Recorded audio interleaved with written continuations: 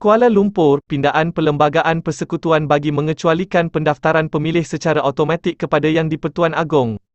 Raja-Raja Melayu, Yang di-Pertuan Negeri dan kerabat masing-masing, dapat menjernihkan persepsi tidak baik bahawa institusi itu cenderung terhadap parti politik tertentu.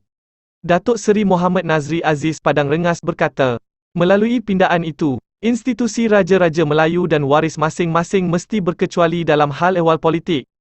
Kita semua tahu bahawa amalan kita sejak merdeka sehingga sekarang, Raja-Raja Melayu telah pun menjalankan tanggungjawab mereka dengan betul, iaitu mereka melangkaui politik dan juga berkecuali dalam soal politik.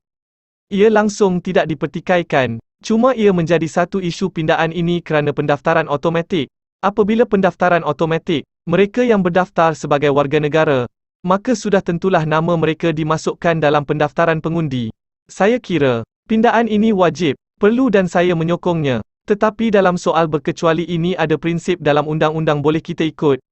Iaitu selalunya di mahkamah kita mengatakan petik terbalik justice must not only be done but must be seen to be done. Keadilan bukan sahaja perlu dilakukan tetapi mesti dilihat dilaksanakan. Jadi kalau kita tak pindah perlembagaan ini bermakna akan berlaku tanda tanya oleh kerana ia didaftar sebagai pengundi.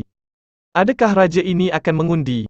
Mereka tidak boleh mengundi. Bagi saya dalam soal berkecuali, neutrality must not be done, berkecuali mesti dilakukan oleh Raja-Raja Melayu tetapi must be seen to be done, mesti dilihat ia dilaksanakan.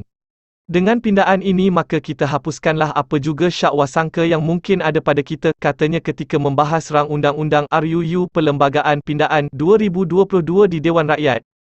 Hari ini, Anthony Locke PH Seremban berkata pihaknya menyokong penuh pindaan perlembagaan ini kerana ia satu daripada perkara yang dipersetujui menerusi rundingan dijalankan bersama Datuk Seri dari Wan Junaidi Tuanku Jaafar Jib Santubong selaku Menteri di Jabatan Perdana Menteri Parlimen dan Undang-Undang dengan PH.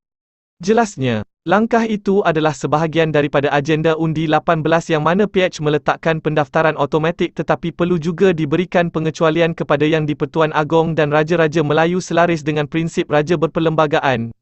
Kita mahu Yang di-Pertuan Agong dan Raja-Raja melangkaui politik.